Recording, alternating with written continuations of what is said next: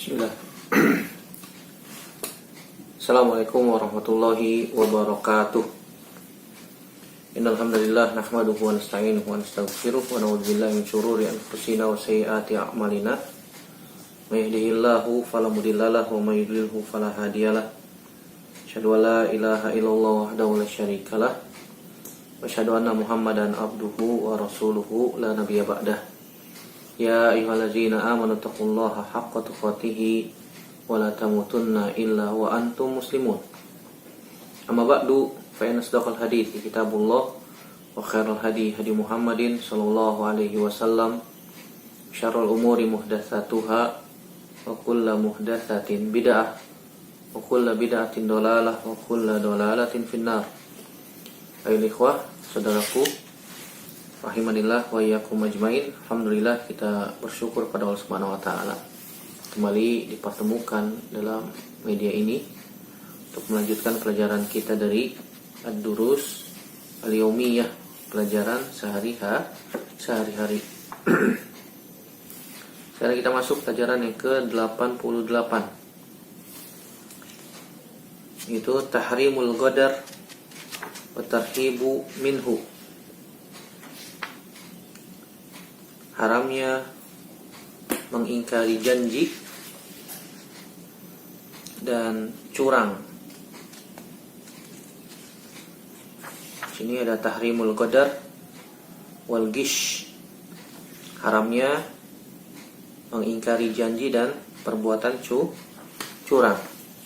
Ketahuilah saudaraku rahimanallahu ajmain, Nabi SAW memerintahkan, bahkan Allah Subhanahu wa taala memerintahkan kepada hambanya agar menepati janji. Al-wafa bil ahdi, itu menepati janji. Dan orang yang senantiasa mengingkari janji ini termasuk ke dalam kategori al-qadar. Itu orang-orang yang mengingkari janji.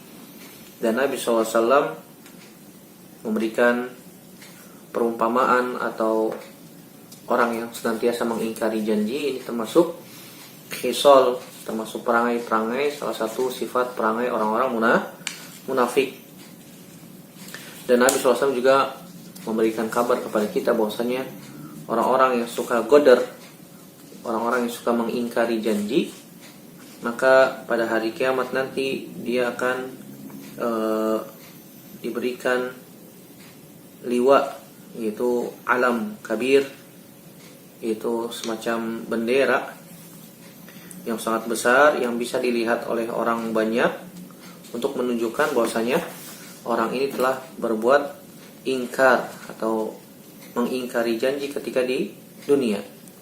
Dan pada hari tersebut diumumkan bahwasanya orang tersebut adalah orang yang telah mengingkari janji. Dan saling menasehati sesama kaum muslimin hukumnya wajib.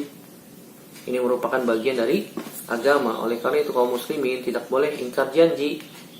Kalau dia sudah berjanji, maka berusaha untuk menunaikan janji tersebut. Kalau ada uzur, gimana Ustaz? Kecuali ada uzur, ya, uzur yang dibenarkan oleh syar'i. Kita minta izin, afwan, Anda nggak bisa datang, kemarin sudah janji, ada qadarullah sakit, ataupun hal-hal yang dibenarkan oleh syar'i. Ada keperluan keluarga, harus ngantar istri atau anak sakit misalnya, contoh, atau dia sendiri kurang sehat, atau yang lain. Alasan-alasan yang dibenarkan oleh syar'i. Dan perbuatan curang ini diancam oleh Nabi SAW dengan ancaman yang keras. Bahwasanya Nabi SAW mengancam dengan ancaman bukan termasuk golonganku, kata Nabi SAW.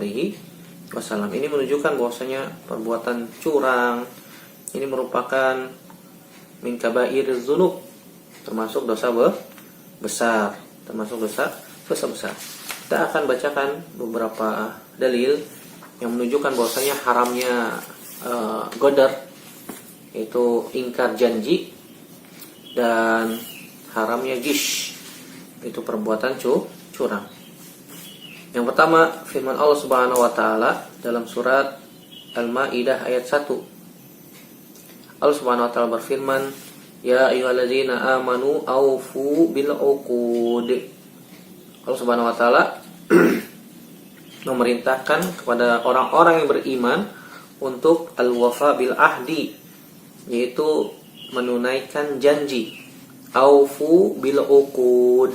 Ini perintah dari Allah Subhanahu wa taala. Dan kita sudah sebutkan, kita sudah bahas, jika Allah Subhanahu wa taala menyebutkan dengan kalimat la ya ayyuhalladzina amanu, biasanya setelahnya ada perintah untuk melakukan ketaatan atau perintah untuk menjauhi larangan. Nah, di dalam ayat ini Allah Subhanahu wa taala perintahkan untuk menunaikan janji. Aufu bil uqud.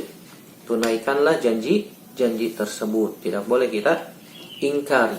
Kalau sudah kita berjanji, oh ya insya Allah saya datang, insya Allah saya hadir, maka kita berusaha untuk menunaikan janji tersebut. Kita berusaha untuk menunaikan janji tersebut, kecuali ada uzur tadi ya, uzur yang dibenarkan oleh syar'i. Dan terkadang uzur tersebut datang tiba-tiba, datang secara mendadak, yang kita juga memberikan uzur kepada saudara kita yang memiliki uzur untuk tidak menepati janjinya. Artinya apa? Dia tidak bisa datang, dia tidak bisa hadir. Yang telah berjanji akan hadir, akan datang, ternyata ada uzur. Maka kita juga memberikan uzur kepada saudara kita yang tidak tidak bisa hadir sesuai dengan janji yang telah disebutkan dahulu. Ayat yang kedua atau dalil yang kedua dalam surat Al-Isra ayat 34. Allah Subhanahu wa taala berfirman, "Wa aufu bil ahdi, innal ahda kana mas'ula." Dan tunaikanlah janji-janji. Sungguhnya janji itu akan dimintai pertanggungjawabannya oleh Allah Subhanahu wa taala. Jadi kita jangan mudah-mudah berjanji juga. Terkadang kita pandai mengumbar janji. Oh ya insya Allah, oh ya baik, saya akan datang, saya akan hadir, saya akan begini dan begitu. Subhanallah, dia mengumbar janji, dia tidak melihat kapasitas dia tidak mengukur kemampuan dia kira-kira mampu apa enggak hadir datang ketika diundang tersebut. Kalau kira-kira tidak mampu, tidak bisa untuk datang, tidak bisa untuk hadir, maka beritahu, saya kayaknya nggak bisa datang deh. Soalnya ada acara keluarga misalnya. Soalnya nanti ada janji dengan orang lain, sudah ada janji dengan orang lain. Kalau sudah ada janji dengan orang lain, nggak boleh bikin janji lagi karena sudah berjanji. Kalau kita sudah berjanji dengan A, ternyata tiba-tiba kita juga berjanji dengan B di waktu yang sama. Di waktu yang sama, ini ada dua janji nih. Otomatis yang satunya pasti akan kalah. Salah satunya pasti akan kalah. Nah, ini kurang baik ya. Kurang baik. Ya, ini bukan sifat orang-orang yang beriman. Kecuali kalau emang kita mengukur, sepertinya saya bisa di tempat A, kalau di tempat B ini sepertinya nggak bisa nih. Letaknya terlalu jauh atau apalah gitu ya. Kita bilang, oh sepertinya saya nggak bisa nih. Saya sudah ada janji dengan si A pada waktu ini di tempat ini. Afwan ya, tidak bisa hadir. Nah, ini kita langsung berikan pernyataan, statement, tidak bisa. Jangan kita umbar janji kedua-duanya di waktu yang sama. Di waktu yang sama, dan terkadang kita seperti itu ya. Ini tidak baik. Sehingga ketika si A atau si B yang meminta janji kepada kita untuk hadir di tempat mereka, ternyata kita tidak bisa hadir salah satunya, atau dua-duanya kita tidak bisa hadir. Nah, ini kan musibah. Ini ini dikhawatirkan kita dimintai pertanggungjawabannya nanti di hadapan Allah Subhanahu wa taala. Innal ahda kana mas'ula. Sungguhnya janji-janji tersebut akan dimintai pertanggungjawabannya oleh Allah Subhanahu wa taala. Harus bertanggung jawab ketika kita janji. Dalil yang ketiga, hadis Abdullah bin Amr bin As radhiyallahu taala anhuma tentang sifat-sifat orang munafik. Kata Abdullah bin Amr bin As radhiyallahu taala anhuma, anna Nabi sallallahu alaihi wasallam qala, arba'un man kunna fihi kana munafiqan khalisan. Wa man kanat fihi khaslatun minhunna kanat fihi khaslatun min nifaqin hatta yada'aha. Idza tumina khana wa idza haddatsa kadzaba wa idza ahada ghadara wa idza khasama fajara. Muttafaqun alaihi. Kata Nabi SAW, ada 4 perangai yang jika 4 perangai ini ada pada seseorang, maka orang itu adalah orang munafik yang murni, munafikon khalison. Maka kita harus menghindari sifat-sifat perangai ini ya. Yang pertama, waman kanat fihi khoslatun, barang siapa ada pada seseorang satu perangai tersebut, kanat fihi khoslatun min nifakin, maka dia memiliki perangai dari perangai-perangai orang munafik, hatta yada'aha, sampai dia meninggalkannya, Yang pertama, idza tumina khana, jika dia dipercaya dia khianat. Ini berat. Kalau kita diberikan amanah, diberikan kepercayaan, maka kita berusaha untuk menjaga amanah tersebut. Terkadang setan memberikan was-was, terkadang setan memberikan bisikan-bisikan yang memaksa kita untuk berbuat khianat, untuk tidak amanah. Ketika bekerja, terkadang kita lalai menggunakan waktu yang sebenarnya waktu tersebut adalah amanah untuk bekerja, digunakan untuk main HP, untuk ngobrol, untuk curhat, untuk warawiri kemana kesana kemari dan seterusnya. Ini kurang amanah. Dan ini termasuk orang yang mengkhianati amanah, termasuk salah satu perangai orang-orang munafik.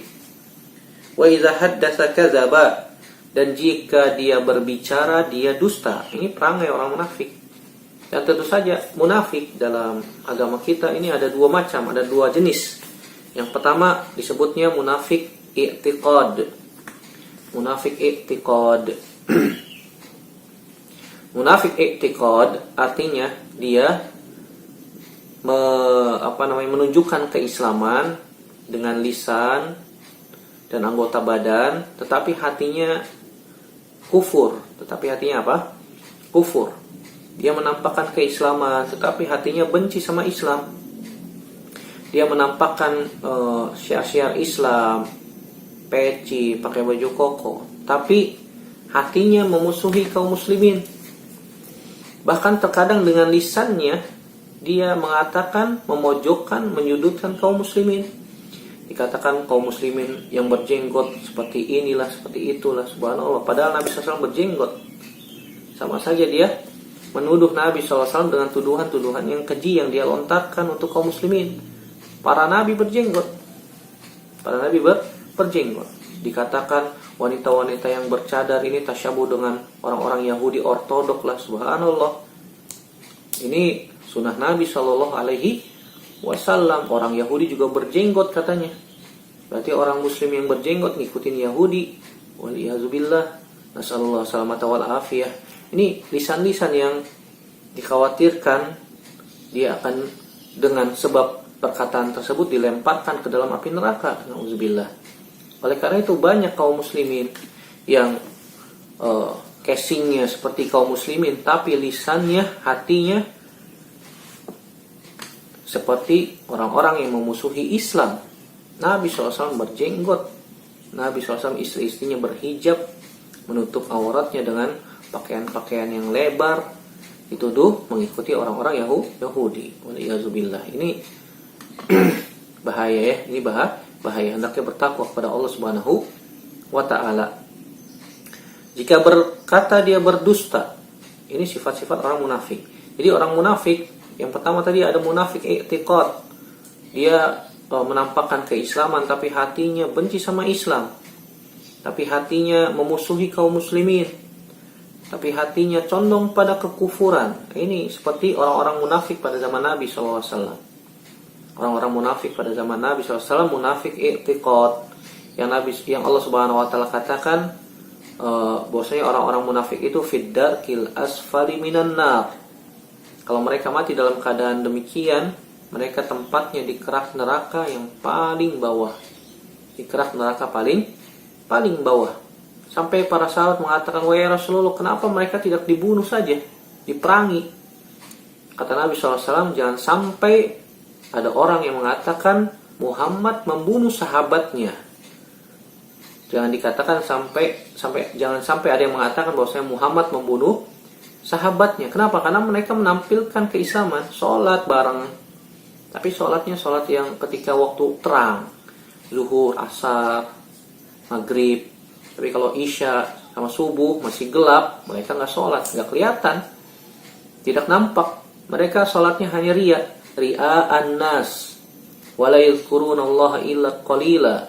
Mereka sholatnya karena ria, dan mereka tidak berzikir kecuali apa? Sedikit kepada Allah Subhanahu wa taala. Ini munafik i'tiqad. Ada munafik amal. Nah, munafik i'tiqad ini bisa menyebabkan pelakunya kufur, keluar dari Islam. Adapun yang kedua, munafik amal yang tidak sampai derajat kufur, ya. Tidak sampai derajat mengeluarkan pelakunya dari agama Islam. Seperti yang dikabarkan oleh Nabi dalam hadis ini. Ada 4 perangai munafik, yang jika 4 perangai ini ada pada seseorang, maka dia seorang munafik yang murni, yang tulen. Kalau ada salah satu perangai tersebut, maka dia memiliki salah satu perangai dari perangai-perangai orang-orang munafik sampai dia meninggalkannya. Ini adalah munafik amal. Idza tumina khana, wa idza haddatsa kadzaba, wa idza ahada ghadara, wa idza khasama fajara. Ini ciri-ciri munafik amal. Ciri-ciri munafik amal tidak mengeluarkan pelakunya dari agama Islam, dan dia bisa kembali menjadi seorang muslim mukmin yang murni sampai dia meninggalkan ini. Yang pertama tadi sudah kita bahas, idza tumina khana, jika dia dipercaya dia khianat, ini sifat munafik, dia tidak amanah. Wa idza haddatsa kadzaba, jika berbicara dusta. Ustaz, bukankah dusta juga diperbolehkan? Kapan diperbolehkan dusta? Nabi SAW menyebutkan hanya pada 3 tempat saja. Pada 3 tempat. Yang pertama ketika mendamaikan 2 orang yang berselisih, dusta. Tetapi kata para ulama, dusta bohong tapi bukan bohong. Bohong tapi nggak bohong. Namanya tauriyah. Tauriyah. Tauriyah itu dia mengatakan sesuatu dengan perkataan yang difahami berbeda dengan orang yang mendengarkan. Itu namanya tauriyah. Dan para ulama menyebutkan bohong, dusta tidak boleh dilakukan secara mutlak. Ustadz, yang kedua kan boleh bohong kepada istri. Iya, kata para ulama, bohongnya bukan bohong beneran, ya, tapi tauriyah. Bohong tapi tidak bohong. Dia mengatakan sesuatu dengan perkataan yang difahami berbeda oleh orang yang mendengar. Seperti perkataan Ummu Sulaim kepada suaminya Abu Thalhah ketika Abu Thalhah pulang dari safar bersama Nabi SAW, karena anaknya sakit, Abu Umair. Abu Thalhah menanyakan keadaan anaknya, bagaimana keadaan anakku? Kata Ummu Sulaim, huwa askanu makana, dia keadaannya sekarang lebih tenang. Difahami oleh Ummu Sulaim, yang dimaksud dengan lebih tenang apa? Sudah meninggal. Yang difahami oleh Abu Thalhah apa? Sudah tenang, sudah membaik, sudah sembuh. Ini namanya apa? Tauriyah, bohong tapi nggak bohong. Dia mengatakan dengan sebuah ungkapan yang difahami berbeda antara yang mengatakan dengan orang yang mendengar. Ini namanya tauriyah, dan ini dibolehkan. Ini dibolehkan dalam agama kita. Nah, bohong di dalam hadis Nabi SAW ini disebutkan boleh bohong pada 3 tempat, seperti mendamaikan 2 orang yang berselisih, bohong kepada istri, kemudian ketika berperang ngatur siasat. Nah, ini kata para ulama, ini tauriyah, bohong tapi nggak bohong, bohong tapi tidak bohong, bukan bohong beneran, ya. Dari mana mas? Dari pasar, padahal mah dari rumah temennya. Dia bohong tuh. Ditanya lagi sama istrinya, di pasar beli apaan? Beli pepaya. Payanya harga berapa? Padahal dia nggak beli apa-apa, bohong. Bohong, sekali bohong diikuti dengan bohong yang lain. Subhanallah. Ditanya terus tuh sama istrinya, pepayanya berapaan harganya? Subhanallah. Harganya 3.000. Bener, harganya 3.000 satu potong, dimakan langsung sama dia. Buah potong ya. Kok nggak dibawa ke sini? Macam-macam pertanyaannya, sehingga apa? Dia bohong lagi. Subhanallah. Makanya Nabi SAW katakan apa? Iyyakum wal kadzib fa innal kadziba yahdi ilal fujur wa innal fujura yahdi ilan nar wa innar rajul yakdzib wa yataharral kadzib hatta yuktaba indallahi kadzaban. Hati-hati sama yang namanya dusta, bohong, tinggalkan. Iyyakum, ini kalimat tahzir untuk meninggalkan dusta, bohong. Tinggalkan bohong. Sungguhnya bohong bisa membawa kepada dosa, dan dosa bisa membawa kepada neraka. Orang yang biasa bohong, senantiasa berdusta, maka akan dicap sama Allah, distempel sebagai pendusta. Orang gak bakalan percaya lagi tuh sama omongan dia. Orang dia suka bohong, oh dia mah pendusta. Perawi hadis kalau sudah dikatakan kadzab, pendusta, hadisnya maudhu, palsu. Kalau hanya tertuduh sebagai pendusta, tertuduh dia suka bohong, ya masih lemah. Hadisnya nggak dipakai, hadisnya tidak dijadikan hujah. Tidak dipercaya lagi oleh manusia. Dan ini merupakan sifat-sifat perangai orang munafik. Jangan suka bohong. Tinggalkan bohong. Introspeksi diri. Hari ini saya udah bohong berapa kali? Tinggalkan. Usahakan, biasakan jujur. Walaupun pahit ya. Seperti kisahnya Ubay bin Ka'ab ketika tidak mengikuti perang Tabuk. Jujur, wahai Ka'ab, wahai Ka'ab bin Malik radhiyallahu ta'ala anhu. Wahai Ka'ab, kenapa Anda tidak ikut perang? Kata Nabi, wahai Rasulullah, saya tidak punya uzur. Orang-orang munafik menyampaikan uzur-uzurnya tuh. Orang-orang munafik menyampaikan uzurnya masing-masing, sehingga Allah Subhanahu wa taala sudah tahu, Nabi SAW sudah tahu, tapi Nabi SAW membiarkan mereka. Karena manusia diperintahkan untuk menghukumi secara zahir. Adapun masalah hati, urusan dia sama Allah Subhanahu wa taala. Akhirnya Allah Subhanahu wa taala pun memerintahkan Nabi untuk mentahzir, mendiamkan Ka'ab bin Malik radhiyallahu ta'ala anhu dan dua sahabatnya yang lain yang tidak ikut perang Tabuk, yang tidak memiliki uzur. Pahit. Dunia seakan seperti sempit. Orang kita mengucapkan salam tidak dijawab, dicuekin sama manusia. Seakan-akan kita hidup di lubang yang sangat sempit, sangat kecil. Selama 50 hari ditahzir sampai Allah Subhanahu wa taala menerima manis. Itulah jujur. Alaikum bisidqi. Fa inna sidqa yahdi ilal bir wa innal birra yahdi ilal jannah. Wa innar rajul la yasduqu wa yataharra sidqa hatta yuktaba indallahi siddiqan.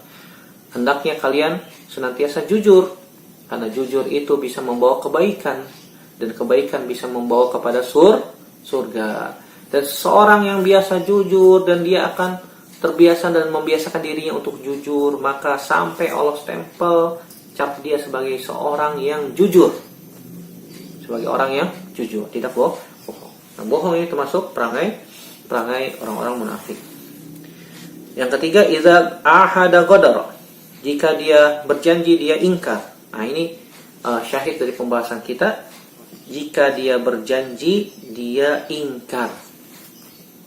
Oleh karena itu, ketika kita sudah berjanji kepada seseorang, maka kita berusaha untuk menunaikannya, merealisasikan perintah Allah Subhanahu wa taala, wa aufu bil uqud, wa aufu bil ahdi, aufu bil uqud, dan aufu bil ahdi. Kata Allah Subhanahu wa taala, wa aufu bil ahdi, innal ahda kana mas'ula. Tunaikan janji-janji, karena janji itu akan dimintai pertanggungjawabannya nanti di hadapan Allah Subhanahu wa taala. Ya ayyuhallazina amanu aufu bil uqud. Wahai orang-orang yang beriman, tunaikan janji-janji, dan jangan mudah mengumbar janji. Kalau tidak bisa datang, tidak bisa hadir, sudah katakan afwan, ana tidak bisa hadir sepertinya. yang lain saja ya. Nah, sudah selesai, aman. Tapi kalau kita janji sini, janji sana, ternyata bentrok semua. Subhanallah, ini waktunya kok sama semua. Mengumbar janji. Akhirnya apa yang terjadi? Dia sendiri yang repot. Dia sendiri yang repot dan akan dimintai pertanggungjawabannya di hadapan Allah Subhanahu wa taala, dan khawatirnya nanti dia tidak akan dipercaya lagi. Ah, si fulan mah kalau dipanggil enggak pernah datang. Ah, si fulan mah kalau berjanji enggak pernah datang, sudah coret saja namanya. Akhirnya dia tidak akan dipanggil-panggil lagi karena suka mengingkari janji. Nasallallahu salamata wal afiyah. Yang keempat, wa idza khasama fajara. Jika bertengkar dia curang. Ini sifat orang munafik juga curang. Ketika bertengkar dia curang. Dia curang. Sifat curang ini juga diberikan ancaman oleh Nabi Shallallahu Alaihi Wasallam dalam hadis Abu Hurairah radhiyallahu anhu, bahwasanya Nabi Shallallahu Alaihi Wasallam pernah melewati seorang pedagang yang menjual makanan ya, semacam gandum atau yang sejenisnya. Fadakhala yadahu fiha fanalat asabi'uhu balalan. Kemudian Nabi SAW mencelupkan jarinya ke gandum tersebut.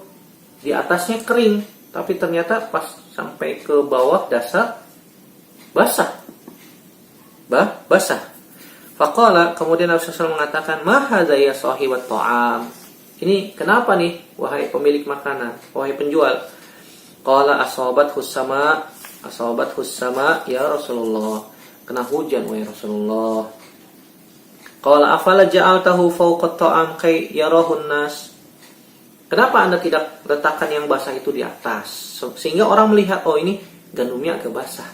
Kualitasnya otomatis berkurang. Terkadang orang curang ya. Yang basah di bawah, yang kering di atas, orang melihat, oh ini kering nih. Tapi ketika dikeruk, diambil untuk dijual, ada orang beli datang, ambil yang basah, ditimbang. Gandum yang basah kalau ditimbang itu lebih berat, sehingga yang didapatkan sedikit. Sehingga dia berbuat curang. Kayak Nabi SAW katakan, afala ja'altahu fawqa ta'am kayyarahun nas. Kenapa Anda tidak letakkan di atas sehingga orang melihat, orang mau beli, oh kualitasnya seperti ini, tahu. Kemudian Nabi SAW mengatakan, man ghasya falaysa minna. Barang siapa yang berbuat curang bukan termasuk golongan kami. Bukan termasuk golongan kami. Begitu juga pedagang-pedagang, subhanallah, terkadang curang ya. Curang. Bilang, "Mas, ini jeruk manis nggak?" Manis. Dicobain, manis. Pas ditimbang, beli sekilo. Bawa ke rumah. Setelah sampai di rumah, ternyata semuanya asam. Bohong, curang. Atau sebenarnya ada jeruk-jeruk yang manis, tapi dia tahu tempat-tempatnya tuh. Oh ini yang asam-asam nih. Dipilihin lah yang asam-asam. Atau si pembelinya memilih sendiri.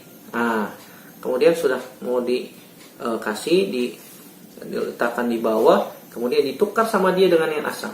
Dia sudah nyiapin tempat-tempat jeruk-jeruk di plastik-plastik itu yang asam. Ini pedagang-pedagang yang curang. Man ghasya falaysa minna. Barang siapa yang curang bukan termasuk golonganku, kata Nabi Shallallahu Alaihi Wasallam. Begitu juga dalam hadis yang lain Nabi katakan, man hamala alaina silah falaysa minna wa man ghasyana falaysa minna. Akhrajahu Muslim. Kata Nabi SAW, barang siapa yang menghunuskan pedang kepada kaum muslimin bukan termasuk golonganku.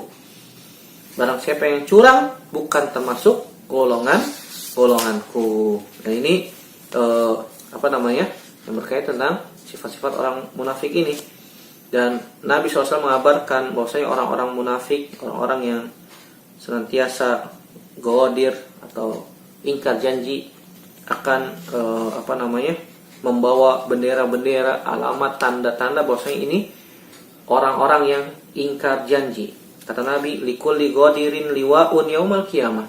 Setiap orang yang ingkar janji akan memiliki bendera-bendera nanti pada hari kiamat. Yuqal, dikatakan hadhi qadratu fulan. Ini bendera orang-orang yang suka berjanjinya si fulan.